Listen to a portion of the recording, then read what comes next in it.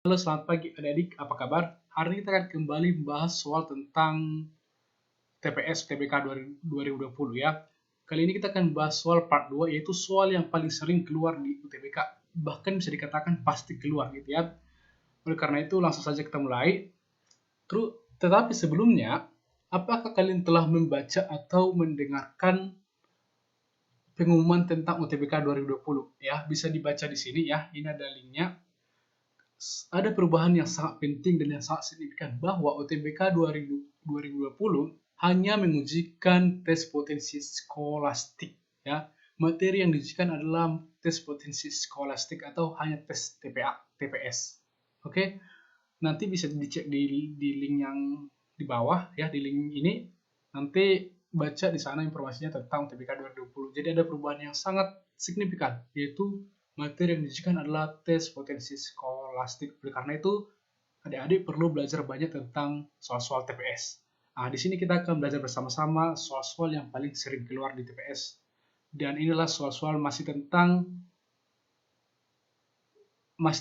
pengetahuan kuantitatif. Langsung saja kita mulai. Oke adik, kita akan langsung mulai saja dari pertanyaan nomor 1. Tetapi sebelumnya jangan lupa tekan tombol subscribe dan like video ini dan share sebanyak-banyaknya. Nah, di sini di soal ini nanti akan diberikan sebuah pertanyaan dan ada 2 pernyataan.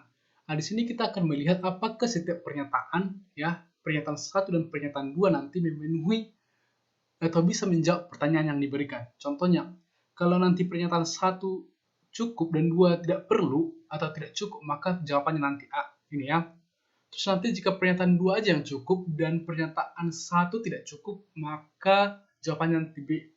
Sama cukup untuk menjawab pertanyaan, tetapi satu pernyataan saja tidak cukup, maka nanti jawabannya C. Jadi nanti 2 pertanyaan cukup gitu ya, tapi kalau satu tidak cukup, maka nanti jawabannya C. Nanti akan kita lihat soalnya.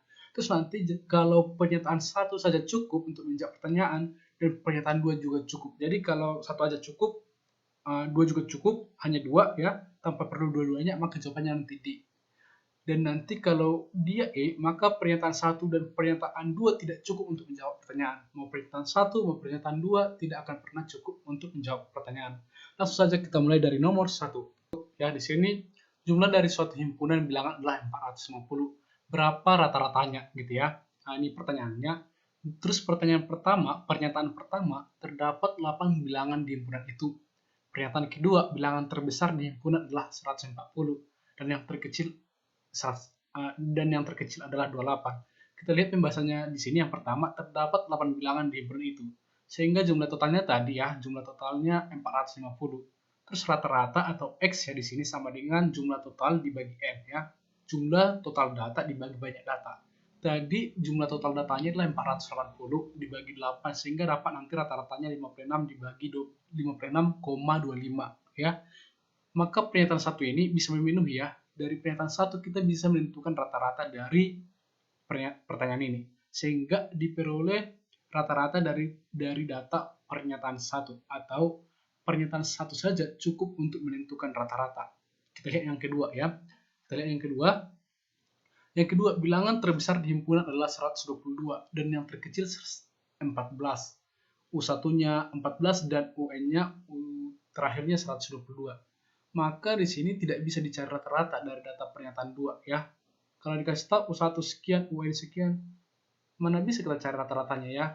Karena kecuali dikasih tahu U1 sampai UN semua U-nya dikasih tahu U1, U2, U3, U4 sampai UN, maka dapat ditentukan rata-rata. Kalau hanya 2 data, maka kita tidak akan bisa menentukan rata-ratanya gitu ya. Oke. Jadi di sini disimpulkan bahwa pernyataan 2 saja tidak cukup untuk menentukan rata-ratanya. Sehingga kesimpulannya pernyataan 1 saja cukup untuk menjawab pertanyaan, tetapi pernyataan 2 saja tidak cukup. Jadi jawabannya adalah A. Oke, seperti itu ya. Oke, kita akan lanjut ke soal nomor 2 ya. Di sini misalkan X, Y, dan Z adalah bilangan bulat yang memenuhi persamaan 2X tambah Y min 2Z sama dengan 5. Berapakah nilai Y gitu ya. Di sini pernyataan pertamanya X sama dengan 5, pernyataan keduanya Y tambah 2Z sama dengan 3. Kita mulai dari yang pertama di sini ya, X sama dengan 5. Sekarang kita masukkan nilai X sama dengan 5 ke persamaan ya, sehingga nanti 2X tambah Y min 2Z sama dengan 5, 2 kali 5 tambah Y min 2Z sama dengan 5, 2 kali 5 10, tambah Y min 2Z sama dengan 5, terus Y min 2Z nanti 10 pindah ke sini jadi minus 5 ya, karena nanti 5 kurang 10 ya kalau pindah ke kanan, sehingga tinggal Y min 2Z sama dengan minus 5. Perhatikan, nah di sini ada dua variabel ya, variabel Y dan Z, tapi satu persamaan. Perhatikan, kalau ada dua variabel tapi cuma satu persamaan, kita tidak bisa menyimpulkan apa-apa atau mencari nilai dari variabel tersebut. Sehingga pernyataan satu saja tidak cukup untuk menentukan Y ya. Jadi kalau cuma X sama dengan 5 dikasih tahu, kita tidak bisa menentukan nilai Y. Sekarang kita lihat pernyataan yang kedua. Y tambah 2Z sama dengan 3. Dari sini kita bisa ubah Z ya, sama dengan 3 min Y per 2. Saya rasa kalian pasti tahu ini ya. Nanti 2Z sama dengan 3 dikurang Y ya. Terus kan ada 2Z di sini. Kalau 2-nya pindah nanti ke kanan, maka 3 dikurang Y per 2. Karena ini adalah perkalian gitu ya. Terus 2X tambah Y minus 2 kali 3 kurang Y per 2. Ini adalah Z-nya. Z-nya saya ganti dengan ini sama dengan 5. Terus nanti 2X tambah Y dikurang 3 dikurang Y.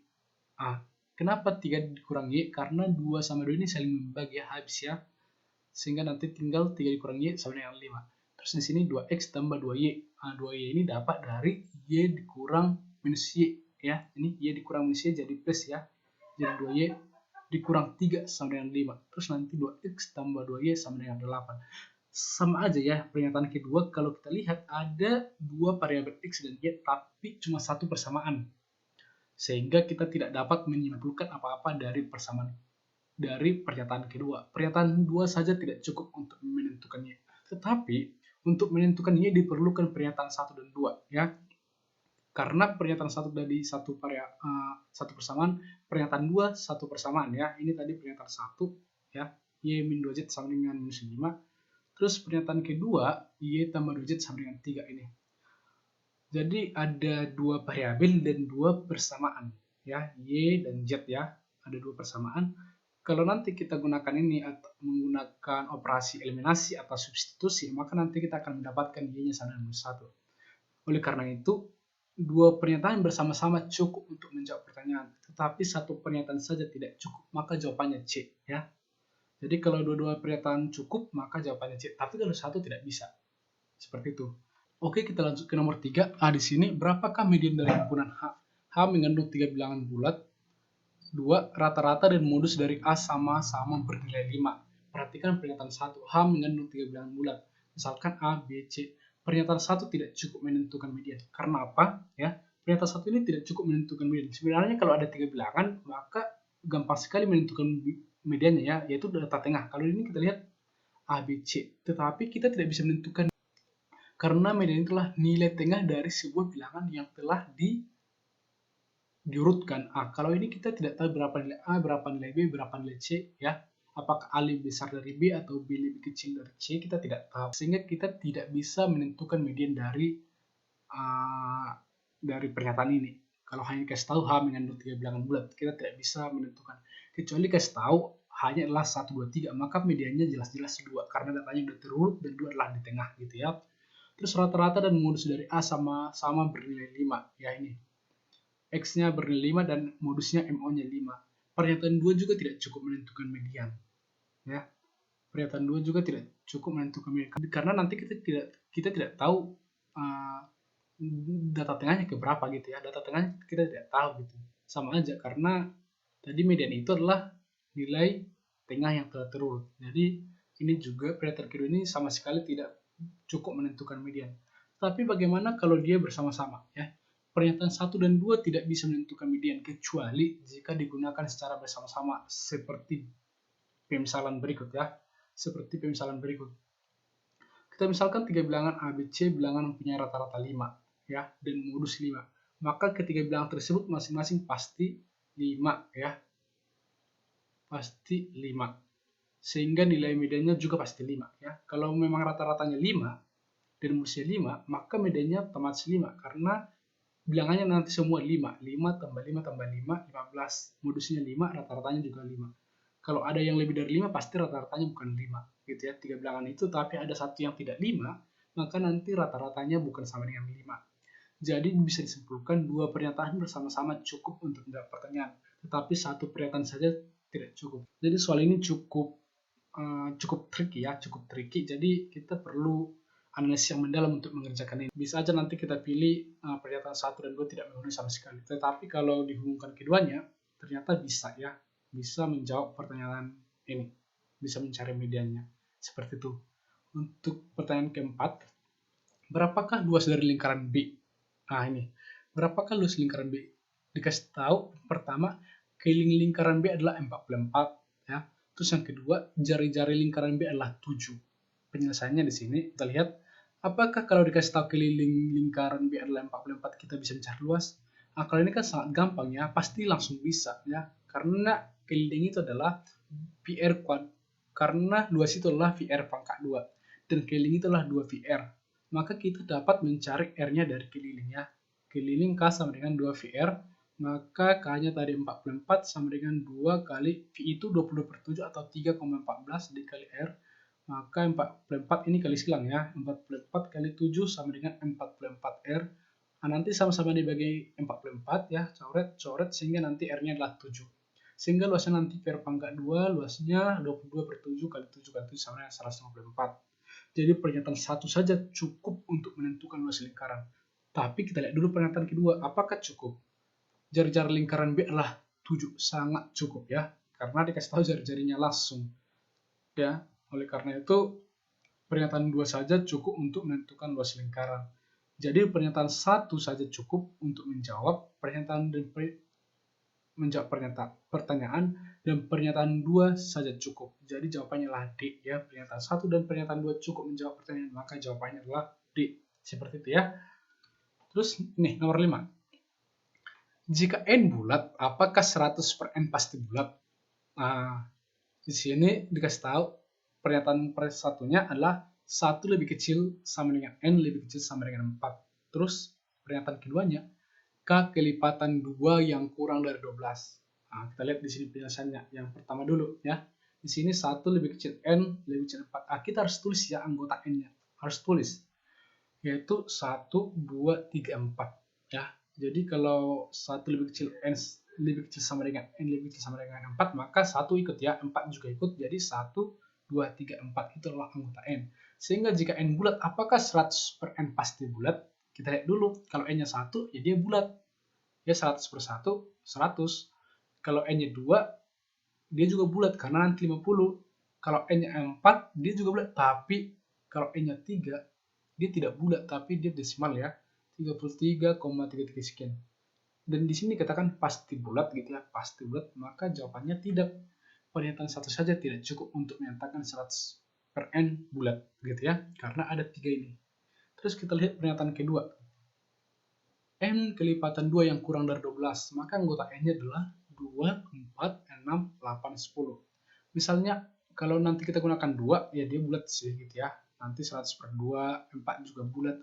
6 dan 8 ini nanti dia tidak bulat. 10 bulat ya, 10 per 10 sama dengan 10. Tapi 6 dan 8, kita misalkan N sama dengan 6, 100 sebagai 6, nanti dia 16,666. Sampai seterusnya. 8 juga nanti, jadi dia tidak bulat gitu ya, tapi dia pecahan dan desimal bahkan. Pernyataan 2 saja tidak cukup untuk menyatakan 100 per N pasti bulat. Pertanyaan. Jadi pernyataan 1 dan pernyataan 2 tidak cukup untuk menjawab pertanyaan. Sehingga jawabannya E. Oke adik-adik, seperti itu aja. Jadi memang ada sedikit lebih rumit ya. Tapi makanya kan TPS itu menguji analisis kita kan dan logika kita. Jadi memang perlu banyak latihan soal dan mengerjakan soal seperti ini. Jadi kalau ada pertanyaan bisa ditanyakan, jangan lupa komen di bawah ya kalau ada pertanyaan atau ada request materi ya, materi apa yang mau dibahas, bisa juga kita bahas sama-sama. Sekian dan terima kasih, sampai jumpa pada video berikutnya. Sukses PTN, semoga Anda masuk ke PTN dan jurusan favorit Anda semua.